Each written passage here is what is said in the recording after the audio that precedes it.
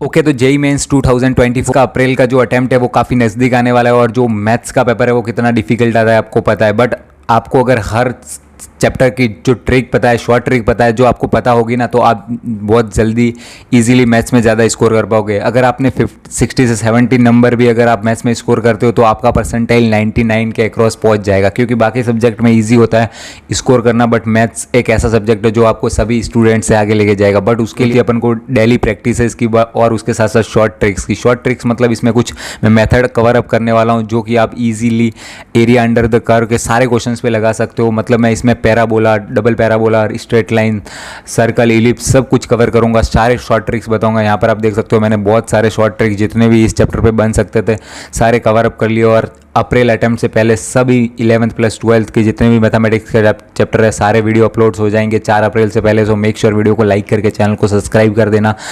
कल एक और कल का वीडियो, नेक्स्ट जो वीडियो आने वाला है वो डिटरमिनेंट्स या फिर मैट्रिसेस के ऊपर आने वाला है। चैनल पे ज़रूर से विजिट कर लेना, ठीक है। तो चलिए हम इस चैप्टर को स्टार्ट करते हैं। आज का हमारा चैप्टर है एरिया अंडर द कर्व। 7 से 8 ट्रिक हम कवर करेंगे जो जेई मेंस और एडवांस में आपको जल्दी आंसर फाइंड आउट करने में काफ़ी हेल्प करेगी।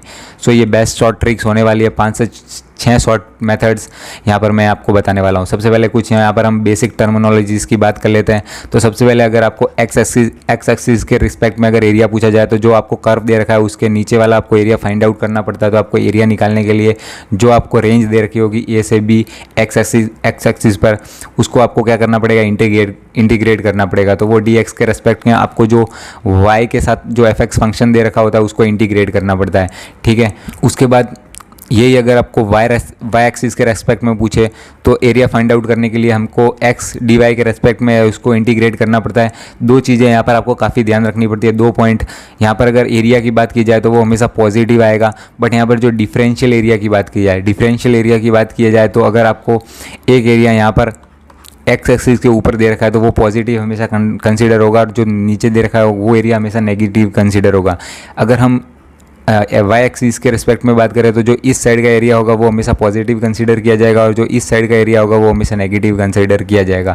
और ये दोनों एरिया अगर प्लस करोगे तो आप टोटल एरिया A1 प्लस जो बिलो द वाई एक्सिस है वो हमेशा नेगेटिव आएगा। सो यहाँ पर जो एरिया होगा वो नेगेटिव होगा, बट इन टोटल एरिया की बात की जाए तो वो हमेशा पॉजिटिव एरिया होता है। A1 प्लस A2 एडेड होता है, ओके। तो यहाँ पर उसके बाद जैसे कि हम यहाँ पर एक क्वेश्चन की बात कर लेते हो, y equal to sine inverse x, ठीक है। तो अगर यहाँ पे पूछा है कि 0 से π/2 के बीच में वाई एक्सिस के रिस्पेक्ट में एरिया फाइंड आउट करना है, तो यहाँ पर वाई एक्सिस के रिस्पेक्ट में हम फाइंड आउट करेंगे तो ये कर्व कुछ ऐसा बनेगा। तो 0 से π/2 मतलब आपको क्या करना है, डी वाई के रेस्पेक्ट में इसको इंटीग्रेट करना है। तो यहाँ पर 0 से π/2 और यहाँ पर x आएगा, तो x को यहाँ पर इक्वेशन लाने के लिए x इक्वल टू ये हो जाएगा साइन y। तो इस साइन y को आपको यहाँ पर पुटअप करना पड़ेगा। अगर y के टर्म में आपको इक्वेशन दे रखी है तो उसको कन्वर्ट करना है, ठीक है। तो अब सबसे पहले हम यहाँ पर अगर 2 कर्व दे रखे हैं तो उसको 2 कर्व के बीच का एरिया निकालने के लिए सबसे पहले आपको ऊपर वाले कर्व का एरिया निकालना है। मतलब अगर आपको 2 कर्व के बीच का एरिया फाइंड आउट करना है तो हमेशा आपको ऊपर वाले कर्व का एरिया निकालना है माइनस लोअर वाले कर्व का एरिया निकालना है। अगर आप ऊपर वाले कर्व का एरिया निकालोगे एक्स के रेस्पेक्ट में, एक्स एक्सिस के रेस्पेक्ट में, तो पूरा एरिया आ जाएगा। उसके बाद नीचे वाले का निकालोगे तो नीचे वाले का आ जाएगा, ठीक है। उन दोनों को माइनस करोगे तो ये बीच का एरिया जो होता है वो एरिया फाइंड आउट हो जाएगा। तो ये इसका फॉर्मूला याद कर लेना। अब हम बात करते हैं यहाँ पर शॉर्ट्स मेथड की। सबसे पहले अगर आपके पास 2 कर्व दे रखे हों, 2 पैराबोलास दे रखे हों, ठीक है, तो यहाँ पर जो स्टैंडर्ड पैराबोला की इक्वेशन होती है वो Y square equal to 4ax होती है, और एक की होती है x square equal to 4by, ठीक है। तो यहाँ पर ये दोनों जो पैराबोला है यहाँ पर इंटरसेक्ट करते हैं, ठीक है। बट जो ये मेथड है, ये शॉर्ट ट्रिक्स है, इसका एक ही कंडीशन है कि जो दोनों पैराबोला का वर्टेक्स है वो सेम पॉइंट पे यहाँ पर इंटरसेक्ट करना चाहिए, और जो इसके बीच का जो एरिया होगा वो प्रीटी सिंपल यहाँ पर 16ab/3 होगा, ठीक है। इसको आप इसमें भी लिख सकते हैं 4a प्लस 4b/3। ये 4a यहाँ पर आप यहाँ से सीधा वैल्यू फाइंड आउट कर सकते हो, y square is equal to 4ax, इसका सीधा x का कॉफिशिएंट लेके यहाँ पर पुटअप कर सकते हो, और यहाँ पर by का कॉफिशिएंट लेकर भी पुटअप कर सकते हो। तो ये आपको याद रखना है। अगर 2 पैराबोला इंटरसेक्ट कर रहे हो और इसके बीच का एरिया पूछा जाए तो वो 16ab/3 होता है, तो आप इजीली फाइंड आउट कर सकते हो। ये जो ट्रिक है काफ़ी आपको हेल्प करेगी। अदरवाइज़ आप अगर लॉन्ग मेथड से निकालने जाओगे तो यहाँ पर सबसे पहले यहाँ पर 2 बार आपको इंटीग्रेशन करना पड़ेगा, उसके बाद सब्ट्रैक्शन करना पड़ेगा, ठीक है। अगर इसमें देखें तो यहाँ पर ये जो क्वेश्चंस देखें तो इसमें अगर ये चीज़ें दे रखी है कि y इक्वल टू दिस, तो यहाँ पर ये x हो जाएगा और x square equal to y हो जाएगा। तो ये क्वेश्चंस कुछ ऐसा बनेगा। तो इसके बीच का एरिया पूछा जाए तो सिंपली यहाँ पर 16 AB/3 हो जाएगा। और यहाँ पर a की बात करें, a की वैल्यू, तो ये कोफिशिएंट यहाँ पर 4a होता है, तो 4a इक्वल टू 1। तो a की वैल्यू निकालने के लिए जो भी x का कोफिशिएंट है उसको हमेशा 4 से डिवाइड कर लो, तो a का वैल्यू निकल जाएगा। ठीक है, तो यहाँ पर हो गया 16 1/4/3। तो ये यहाँ पर इसका आंसर आ जाएगा। ये यहाँ पर कैंसिल आउट हो जाएगा, 4 से 16, तो 1/3 इसका आंसर आ जाएगा। कितना इजी रह गया, वरना आपको 2 बार इंटीग्रेशन करना पड़ता फिर आपका आंसर निकलता। ठीक है, यहाँ पर दूसरा एक और चीज़ आपको ध्यान रखनी है, अगर आपका शिफ्टेड वाला आ जाए कि मतलब पैराबोला को शिफ्ट कर दिया है दूसरे कोऑर्डिनेट पर, फिर भी यार वो इंटरसेक्ट तो कर ही रहे हैं ना, इंटरसेक्ट तो कर ही रहे हैं। इंटरसेक्ट चाहे किसी भी पॉइंट पे गए उसका एरिया हमेशा सेम होता है, चाहे कोई भी कोऑर्डिनेट पे आप निकालो उसका एरिया हमेशा सेम आएगा। तो आपको ये नहीं देखना कि वो ओरिजिन पे इंटरसेक्ट कर रहे हैं या किसी और प्लेस पे इंटरसेक्ट कर रहा है, उसका एरिया हमेशा वही रहने वाला है। सो ये आप किसी भी मतलब शिफ्टेड वाले भी क्वेश्चंस पे भी लगा सकते हो। आपको सिर्फ 4a का कोफिशिएंट ध्यान रखना है, अगर उसके आगे नेगेटिव भी लग जाए तो वो नेगेटिव आपको नहीं लेना, सिर्फ 4a कोफिशिएंट ही लेना है। दूसरा यहाँ पर मेथड बात कर लेते हैं पैराबोला, जो पैराबोला और लाइन के बीच है। ठीक है, स्ट्रेट लाइन और पैराबोला के बीच, तो जो स्ट्रेट लाइन और पैराबोला का जो बीच में जो एरिया बाउंडेड होता है ये वाला, उसका आंसर होगा हमेशा 8a² ये इसका आंसर होगा। इन दोनों के जो एरिया बीच में बाउंडेड होता है वो इसका सीधा सीधा आप 8a² + 3m²। अगर आपको यार जेईई मेंस और जेईई एडवांस में स्कोर करना है तो ये सारी चीज़ें आपको पता होगी। यहाँ पर जो a का कोफिशिएंट है आपको सीधा क्या करना है, जो भी x का कोफिशिएंट है y² = x का कोफिशिएंट है उसको 1/4 से डिवाइड कर लेना है। ठीक है, तो a की सीधी वैल्यू आ जाएगी और m की वैल्यू आप यहाँ पर स्लोप से ले सकते हो। ठीक है, ये स्लोप की वैल्यू है। यहाँ पर इस वाले क्वेश्चन की बात करें तो जैसे कि ये यहाँ पर क्वेश्चन है तो ये ऐसे, और उसके बाद जो ये यहाँ पर ऐसे y का मोड है। ठीक है, y = x का मोड है। तो यहाँ पर जो ये एरिया है ये फाइंड आउट करने के लिए आपको 1-2 बार इंटीग्रेशन करना पड़ता, बट अगर आपको ये पता है तो ये हो जाएगा 8a² / 3m² से आप इसका एरिया फाइंड आउट कर सकते हो डायरेक्टली 8a की और m की वैल्यू पुटअप करके। ठीक है, ये था हमारा सेकंड मेथड। थर्ड की बात कर लेते हैं पैराबोला और लाइन। ठीक है, यहाँ पर अगर आपको एक पैराबोला दे रखा है और साथ में एक स्ट्रेट लाइन दे रखी है, ये इसकी ये कंडीशन है कि जो स्ट्रेट लाइन यहाँ पर होगी जो यहाँ पर एक्सिस को काट रही होगी वो सिर्फ जो ये पैराबोला का एक्सिस है perpendicular to the axis of parabola होनी चाहिए। ये जो परपेंडिकुलर लाइन है ये पैराबोला है, किसी भी एक्सिस पे हो सकता है, किसी भी पॉइंट पे हो सकता है। ये नहीं कि मतलब एक्स एक्सिस पे पैराबोला बनाए या वाई एक्सिस पे पैराबोला बनाए, ये पैराबोला कोई भी कोऑर्डिनेट्स पे हो सकता है। ठीक है, तो इसका जो मतलब ये जो बीच वाला एरिया है, ये बीच वाला एरिया सिंपल सी ये एरिया हो जाएगा जो यहाँ पर ये रेक्टेंगल बन रहा है। ये रेक्टेंगल का आपको एरिया फाइंड आउट करना है। ये रेक्टेंगल का आपको 2/3 कर देना है।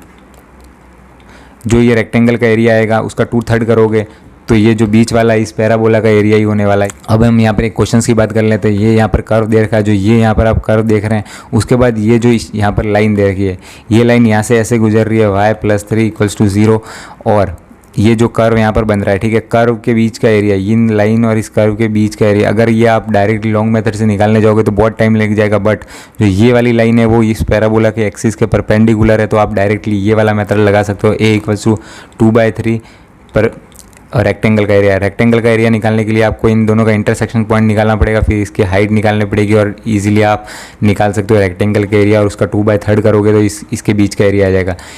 ये कैसे हेल्प करेगा, ये आपको यहाँ पर बहुत सारे क्वेश्चंस में हेल्प कर सकता है। जैसे कि अगर यहाँ पर एक पैराबोला दे रखा है और उसके बाद यहाँ पर एक लाइन दे रखी है, तो इसका एरिया निकालने के लिए आप यहाँ पर एक रेक्टेंगल क्रिएट कर सकते हो, और जो ये वाला एरिया होगा वो भी इसका 2/3 ही होगा। ये वाला एरिया होगा इस पैराबोला के लाइन के बीच का एरिया, वो भी यहाँ पर इसका 2/3 ही होगा। और देखिए ये यहाँ पर जो बहुत डिफ़िकल्ट क्वेश्चन होते हैं उनमें भी काफ़ी ये ट्रिक्स हेल्प करती है। जैसे कि यहाँ पर ये जो 2 पैराबोला है इसके बीच का अगर आपको एरिया निकालना है तो आपको यार यहाँ पर कितना इंटीग्रेशंस करना पड़ेगा, आपको काफ़ी ध्यान रखना पड़ेगा। बट आपको ये शॉर्ट ट्रिक्स पता है तो आप पहले यहाँ पर एक रेक्टेंगल क्रिएट करके इसका एरिया निकाल लो, फिर यहाँ पर एक रेक्टेंगल क्रिएट करके इसका एरिया निकाल दो, इन दोनों का 2/3 करके माइनस कर दो तो ये यहाँ पर बीच का एरिया निकल जाएगा। तो काफ़ी ईजिली आप आंसर्स को कैलकुलेट कर सकते हो। ठीक है, ये यहाँ पर थर्ड मेथड था, तो आपको ध्यान रखना है कि मतलब अगर अगर कोई स्ट्रेट लाइन है, अगर पैराबोला के एक्सिस को परपेंडिकुलर काट रही है तो पैराबोला और उस लाइन के बीच का एरिया निकालने के लिए उसके चारों पॉइंट्स पे जो इंटरसेक्ट कर रही है उस पर आप एक रेक्टेंगल क्रिएट कर सकते हो और उसके बीच का डायरेक्टली 2/3 करके उसका एरिया कैलकुलेट कर सकते हैं। उसके बाद चलते हैं यहाँ पर फोर्थ मेथड की और अगर आपके पास कोई इलिप्स दे रखा है, इलिप्स का एरिया, जो इलिप्स का ये एरिया होता है वो हमेशा पाई ए बी होता है। ये कैसे होता है वो मैं आप बता दूँ। सर्कल का एरिया आपको पता है, यहाँ पर आर और यहाँ पे आर, तो सर्कल का एरिया होता है पाई आर स्क्वायर सर्कल का एरिया होता है। तो यहाँ पर क्या हो जाता है, ये ए हो जाता है और यहाँ पर ये बी हो जाता है। तो जो यहाँ पर इलिप्स का एरिया होगा वो पाई ए बी हो जाएगा। तो ये शॉर्ट ट्रिक्स आप ये ध्यान रखना, क्योंकि इलिप्स के एरिया निकालने के लिए अगर आप इसका इंटीग्रेशन करने जाओगे तो भाई साहब बहुत ज़्यादा ही टाइम लग जाएगा। और अगर आपको शॉर्ट ट्रिक्स पता है तो ये काफ़ी हेल्प करने वाला है। हेल्प कैसे करेगा वो मैं आपको यहाँ पर बता देता हूँ। जैसे कि यहाँ पर आपको एक इक्वेशन दे रखी है, लाइन की इक्वेशन दे रखी है और यहाँ पर आपको एक इलिप्स की इक्वेशन दे रखी है। अगर इसको यहाँ पर कन्वर्ट करें तो ये ऐसी बनती है। अब आपको इसके बीच का एरिया निकालना है। अब आप सोच लो अगर लॉन्ग मेथड से करने जाओगे तो कितना टाइम लगेगा, बट आपको ये चीज़ें पता है, शॉर्ट ट्रिक्स पता है, तो आप सीधा यहाँ पर इलिप्स का एरिया निकाल दो। पाई ए बी से इलिप्स का एरिया निकल गया, ठीक है। और अगर आप इसको इक्वल हिस्सा में कन्वर्ट करोगे तो इलिप्स के एरिया का 1/4 कर लो, तो ये इस क्वाड्रेंट का निकल गया। अब इस क्वाड्रेंट का निकलने के बाद आपको इस ट्राइंगल का एरिया को माइनस करना है। तो ट्राइंगल का एरिया निकालने के लिए सीधा आप इस ट्राइंगल का एरिया निकाल दो। ट्राइंगल का हाफ इंटू आपको हाइट बेस पता है, इस ट्राइंगल का एरिया को इसमें से माइनस कर दोगे तो सीधा इसका आंसर आ जाएगा। बट आप इंटीग्रेशन से करने जाते तो बहुत लंबा हो जाता है और बहुत टाइम कंज्यूमिंग हो जाता है। जो इस बच्चे ज़्यादा परसेंटाइल स्कोर करते हैं उनको यार हर चैप्टर की शॉर्ट ट्रिक्स पता होती है, तो आपको भी इन सारी चीज़ों का पता होना काफ़ी ज़रूरी है। यहाँ पर हम ln x की बात कर लेते हैं, ठीक है। ln x y = ln x, ठीक है। ये इसका y = ln x का ग्राफ होता है। तो यहाँ पर जो 0 से 1, ठीक है, इसके बीच का जो एरिया होता है उसका वो एरिया हमेशा 1 होता है। इसको इंटीग्रेशन करेंगे तो वो 1 आएगा। अब इसको ट्रिक के यूज़ में कैसे यूज़ कर सकते हैं, जैसे कि यहाँ पर एक क्वेश्चन आ गया। अगर इसमें क्वेश्चन आ गया y = ln प्लस मोड आ गया, ठीक है, तो ये दोनों साइड इक्वली बन जाएगा। तो इसके बीच का आपको एरिया फाइंड आउट करना है। तो आपको ये पता है कि इसके बीच में जो यहाँ पर एरिया बनता है वो हमेशा 1 होता है। तो इसको आप डबल कर लो, 1 + 1 = 2, ठीक है। तो एरिया यहाँ पर डबल हो जाएगा। फिर अगर ये ऐसा क्वेश्चन आ जाए y = ln x का mod x, ठीक है, तो यहाँ पर ये क्वेश्चन क्या हो जाएगा, ऐसे प्लस ये ऊपर चला जाएगा, फिर ऐसे फिर प्लस ऊपर चला जाएगा। इसके बीच एरिया निकालना है तो आपको डायरेक्टली देख के बता सकते हो ये एरिया 2 होगा, क्योंकि एरिया ऊपर नीचे एरिया हमेशा ऐड होता है और बीच का एरिया निकालना है तो आपको हमेशा ऐड ही करना है। अगर एक्सिस के ऊपर नीचे है तो वो आपस में कट के 0 हो जाएगा, ठीक है, नेगेटिव हो जाएगा। अब y = sin x की बात करें तो वो 0 से अगर 2π के बीच अगर आप इसको इंटीग्रेट करोगे तो ये जो एरिया होता है 0 से π तक, 0 से π तक जो एरिया होता है y = sin x का वो हमेशा 2 होता है, ठीक है, 2 होता है। और ये जो इसके नीचे होगा वो भी 2 होगा। बट अब इसका टोटल एरिया निकालने जाए तो वो 4 आएगा। बट इसका डिफरेंशियल एरिया निकालना जाए, डिफरेंशियल एरिया, तो वो यहाँ पर 0 आ जाता है। अगर sin x को 0 से 2π के बीच इंटीग्रेट करेंगे तो उसका एरिया 0 आएगा, ठीक है। और अगर 0 से π/2 के बीच अगर इंटीग्रेट किया जाए तो आप 0 से π तक तो पता है वो 1 होता है, ठीक है, और 0 से π/2 सॉरी 0 से π यहाँ पर 2 होता है और 0 से π/2 आपको ऑब्वियसली पता हो गया। यहाँ पर अगर 0 से π/2 तक करेंगे तो वो एरिया यहाँ पर 1 होगा, ठीक है। तो यही था आज का, जितने भी शॉर्ट ट्रिक्स बताएं ये आप यहाँ पर याद करके जाना। सारे फॉर्मूले आपको याद होने चाहिए। एरिया अंडर द कर्व कोई भी क्वेश्चन है आप हिला के ज़रूर से आने वाले हो। ऐसे ही सारे चैप्टर पे ट्रिक्स आने वाले। वीडियो को लाइक करके चैनल को सब्सक्राइब कर देना। थैंक यू सो मच, मिलते हैं नेक्स्ट वीडियो में।